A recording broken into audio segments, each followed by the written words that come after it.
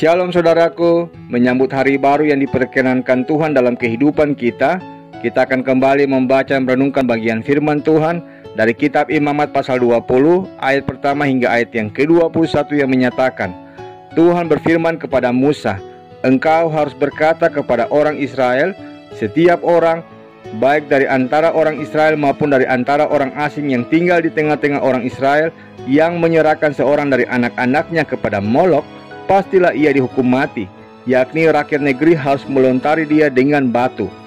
Aku sendiri akan menentang orang itu dan akan melenyapkan dia dari tengah-tengah bangsanya, karena ia menyerahkan seorang dari anak-anaknya kepada Molok dengan maksud menajiskan tempat kudusku dan melanggar kekudusan namaku yang kudus. Tetapi jikalau rakyat negeri menutup mata terhadap orang itu, ketika ia menyerahkan seorang dari anak-anaknya kepada Molok dan tidak menghukum dia mati, maka aku sendiri akan menentang orang itu serta kaumnya dan akan melenyapkan dia dari tengah-tengah bangsanya dan semua orang yang turut bersinah mengikuti dia, yakni bersinah dengan menyembah Molok, orang yang berpaling kepada arwah atau kepada roh-roh peramal, yakni yang berzinah dengan bertanya kepada mereka. Aku sendiri akan menentang orang itu dan melenyapkan dia dari tengah-tengah bangsanya. Maka kamu harus menguduskan dirimu dan kuduslah kamu, sebab akulah Tuhan Allahmu. Demikianlah kamu harus berpegang pada ketetapanku dan melakukannya. Akulah Tuhan yang menguduskan kamu. Apabila ada seseorang yang mengutuki ayahnya atau ibunya, pastilah ia dihukum mati. Ia telah mengutuki ayahnya atau ibunya, maka darahnya tertimpa kepadanya sendiri. Bila seorang laki-laki berzina dengan istri orang lain, yakni berzina dengan istri sesamanya manusia, pastilah keduanya dihukum mati, baik laki-laki maupun perempuan yang berzina itu. Bila seorang laki-laki tidur dengan seorang istri ayahnya, jadi ia melanggar hak ayahnya, pastilah keduanya dihukum mati, dan darah mereka tertimpa kepada mereka sendiri. Bila seorang laki-laki tidur dengan menantunya perempuan, pastilah keduanya dihukum mati. Mereka telah melakukan suatu perbuatan keji, maka darah mereka tertimpa kepada mereka sendiri. Bila seorang laki-laki tidur dengan laki-laki secara orang bersetubuh dengan perempuan, jadi keduanya melakukan suatu kekejian, pastilah mereka dihukum mati dan darah mereka tertimpa kepada mereka sendiri. Bila seorang laki-laki mengambil seorang perempuan dan ibunya, itu suatu perbuatan mesum.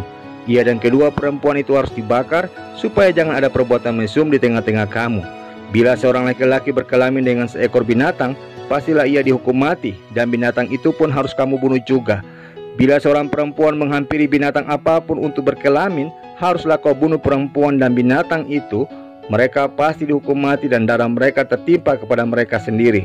Bila seorang laki-laki mengambil saudaranya perempuan, anak ayahnya atau anak ibunya, dan mereka bersetubuh, maka itu suatu perbuatan sumbang, dan mereka harus dilenyapkan di depan orang-orang sebangsanya. Orang itu telah menyingkapkan aurat saudaranya perempuan, maka ia harus menanggung kesalahannya sendiri. Bila seorang laki-laki tidur dengan seorang perempuan yang bercemar kain, jadi ia menyingkapkan aurat perempuan itu dan membuka tutup lelerannya, sedang perempuan itu pun membiarkan tutup leleran darahnya itu disingkapkan, keduanya harus dilenyapkan dari tengah-tengah bangsanya. Janganlah kau singkapkan aurat saudara perempuan ibumu atau saudara perempuan ayahmu, karena aurat seorang kerabatnya sendirilah yang dibuka, dan mereka harus menanggung kesalahannya sendiri. Bila seorang laki-laki tidur dengan istri saudara ayahnya, jadi ia melanggar hak saudara ayahnya, mereka mendatangkan dosa kepada dirinya dan mereka akan mati dengan tidak beranak. Bila seorang laki-laki mengambil istri saudaranya, itu suatu kecemaran, karena ia melanggar hak saudaranya laki-laki dan mereka akan tidak beranak. Demikianlah sabda Tuhan. Sesungguhnya saudaraku, dalam kehidupan iman kita, tidak ada yang namanya kepemilikan ganda. Kita tidak bisa menjadi milik Allah, namun pada saat yang sama kita menjadi milik dunia. Kita tidak bisa hidup menurut aturan-aturan kerajaan Allah, namun di sisi lain kita juga hidup menurut standar duniawi. Tuhan sangat tegas soal ini. Jika kita ingin menjadi milik Allah, maka kita harus bersedia dipisahkan dari dunia ini. Itulah ketetapan yang Tuhan nyatakan kepada umat Israel sebelum mereka memasuki negeri Kanaan. Tuhan sudah mewanti-wanti umat Israel agar tidak hidup berdampingan dengan penduduk Kanaan. Umat Israel tidak diperbolehkan hidup menurut kebiasaan-kebiasaan bangsa-bangsa asing. Umat Israel harus menjauhkan diri dari Molok, dewa sesembahan Bani Amon yang menuntut korban persembahan berupa anak-anak kecil, sebagaimana dinyatakan di ayat yang pertama hingga ayat yang kelima dalam bacaan kita. Bahkan di ayat yang keenam dikatakan, bangsa Israel tidak boleh berpaling kepada roh-roh peramal untuk meminta petunjuk kepada mereka. Demikian di ayat yang ke-8 hingga ayat yang ke-21 dikatakan bahwa bangsa Israel harus melepaskan diri dari semua kebiasaan penduduk setempat agar mereka tetap memiliki kehidupan yang murni. Itulah yang dimaksudkan dengan kekudusan hidup bagi umat Israel sebagai kepunyaan Allah, di mana arti kata kudus yang dalam bahasa Ibrani disebut dengan kados, yang berarti dipisahkan untuk dipersembahkan atau didedikasikan. Ya, bukan sekedar berbeda, tapi berbeda juga untuk maksud, yaitu untuk bisa hidup yang layak dipersembahkan kepada Allah yang kudus. Saudaraku yang terkasih, ayat kunci dalam bacaan kita ini terdapat pada ayat yang ke-26. Sekalipun kita tidak membaca sampai di ayat yang ke-26, namun dikatakan di ayat yang ke-26, kuduslah kamu bagiku, sebab aku ini Tuhan kudus dan aku telah memisahkan kamu dari bangsa-bangsa lain, supaya kamu menjadi milikku. Kita adalah milik Tuhan, saudaraku. Jika kita milik Tuhan, bukankah hal yang wajar jika Tuhan menjaga kita dengan aturan dan ketetapan-ketetapan yang dibuatnya? Karena itu, pertanyaannya buat kita adalah, mengapa kita memagari rumah kita dengan sangat rapat?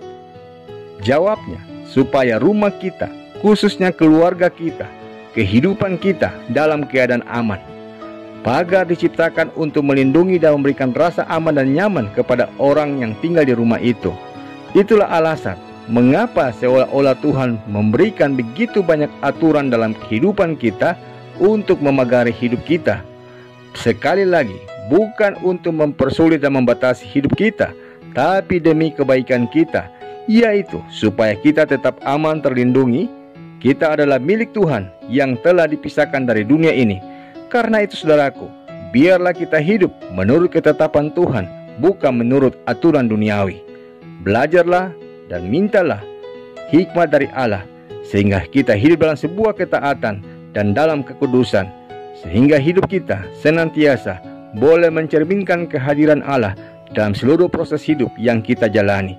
Sebab menjaga kekudusan hidup adalah untuk Tuhan, bukan untuk manusia. Karena itu, hidup baik tidak sama dengan hidup kudus, saudaraku. Di dalam orang yang hidup kudus, ada motivasi yang murni untuk Tuhan. Jadi, seandainya manusia tidak menghargai hal itu pun, kita tidak sakit hati, putus asa, atau berhenti melakukannya. Karena sesungguhnya, apapun yang kita lakukan, sekalipun tidak dihargai oleh manusia, ingatlah, tetap hidup dalam kekudusan, karena itu bukan untuk manusia, melainkan untuk Tuhan. Amin. Saudaraku, mari kita sehati dalam doa. Bapa yang mulia, syukur dan terima kasih untuk hari baru yang dipercayakan bagi kami, dan sabdamu yang boleh menyapa kami pada saat ini, yang mengajarkan kami, mengingatkan kami untuk hidup dalam kekudusan sebagai umat kepunyaanmu, sehingga kami tidak hidup menurut ketetapan duniawi. Tolonglah kami ya Tuhan dengan Roh Kudus-Mu, tolonglah kami dengan hikmat Allah, sehingga dalam kelemahan dan keterbatasan yang kami miliki ini, kami dapat hidup kudus sebagai umat-Mu, sehingga kehidupan kami dalam karya dan layan kami boleh menjadi berkat dan alat kesaksian bagi sesama kami, demi kemuliaan nama-Mu. Di dalam nama Tuhan Yesus kami berdoa. Amin.